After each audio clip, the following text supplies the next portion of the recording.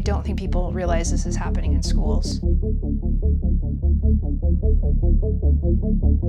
When I tell even my son's doctors what has happened, they say, they go, no, they don't still do that. I said, yes, they do. Yeah. They were using these techniques. I don't know how else to describe it, but these abhorrent techniques. And that there's this culture where it's perfectly acceptable to restrain a child, to seclude a child. A new and growing controversy in American schools. This is a padded room, a photo spreading from Washington State to parents around the country. They are called isolation rooms, and they're used to restrain some children, including autistic ones. Did it hurt? Yeah, it really did hurt. 11-year-old Jordan described being locked up in one of those isolation boxes. It's scary, really scary. Even for the bravest person in the world, it's still really scary. It's really happening in all schools, private, public, early childhood centers. It's not just in the United States. And so this is a real global challenge. As a parent, if I were to stick my child in a walk-in closet for 3 hours for tearing a piece of paper, CPS would be banging on my door. They would take my child away. But because I'm a certified teacher and I am in the schoolhouse, it is okay for me to do this to somebody else's child. Makes no sense. It just makes absolutely no sense. I was subjected to restraint and seclusion when I was in elementary school. He kept saying that he didn't want to go to sleep. And when I said, well, Alex, why don't you want to go to sleep? He said, well, if I go to sleep, I know I have to wake up. If I wake up, then I have to go to school. And I said, okay, what's wrong with going to school? And he said, I can't go back to that room. And I said, well, what room are you talking about? That he started describing the seclusion room, the black walls. The walls were painted black, and the door had barbed wire in it, and there were no lights in there.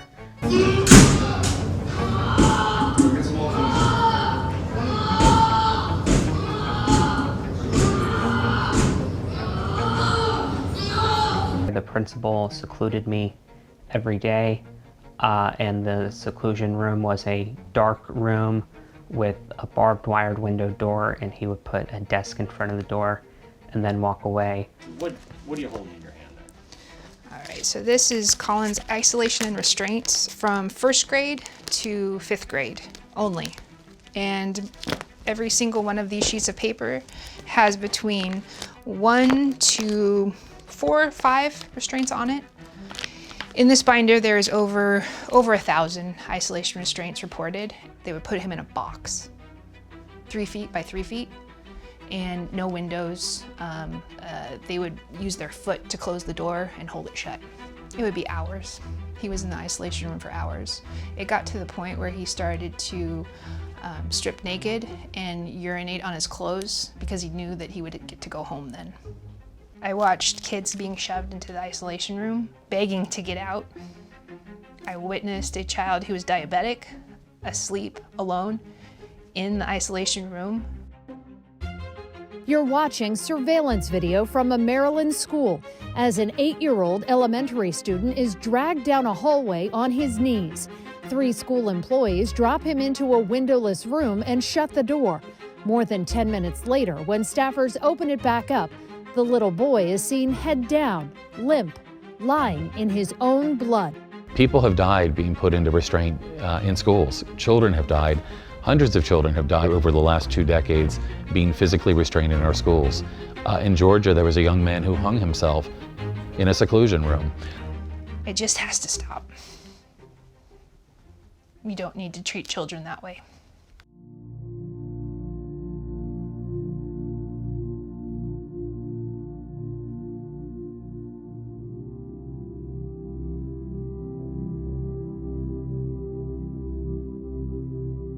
To restrain a human being, it goes against our neurobiology. We have been traditionally kind of trained to think if the consequence isn't painful enough or uncomfortable enough, we won't get that behavior change. And that's not true. We thought if you restrain her every time she hits you, eventually she won't hit you anymore. We now understand that the nervous system becomes so overwhelmed by the traumatic event that those experiences get fragmented. They get fractured off and there's no narrative.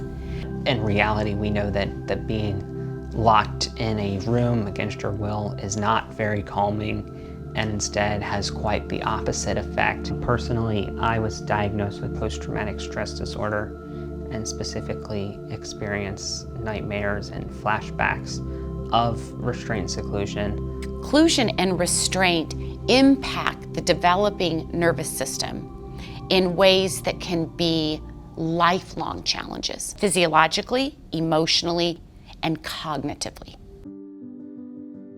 And what we see is that people still had no clue that there was another way to do this.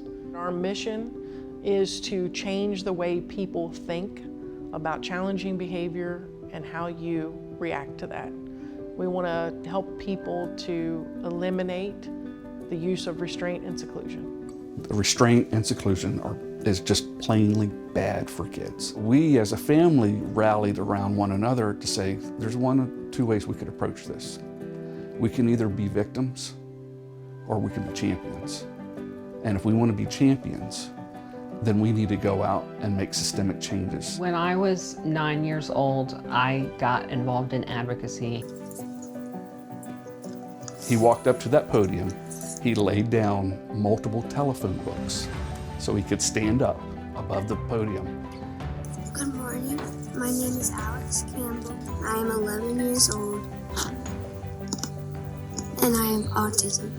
And then he began to describe what it was like to sit in a room with black walls, no lights, and nobody to hear him scream.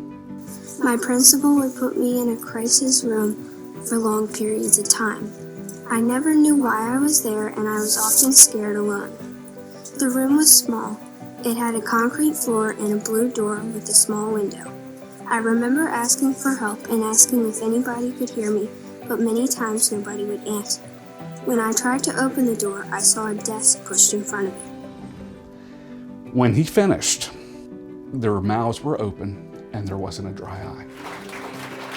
It passed unanimously. We're going to mandate Virginia Department of Education to make this change. And that is why Senator Favola and Delegate Bell championed that bill, because they listened to this 9-year-old telling them what it was like. Unofficially, they call it the Alex Campbell bill. Because this is really something that should be a thing of the past by now. I think it is necessary that we pass the Keeping All Students Safe Act, and that not only that we pass it, but we make sure that it's enforced. I would like to hope that what happened to me will not continue to happen to other students.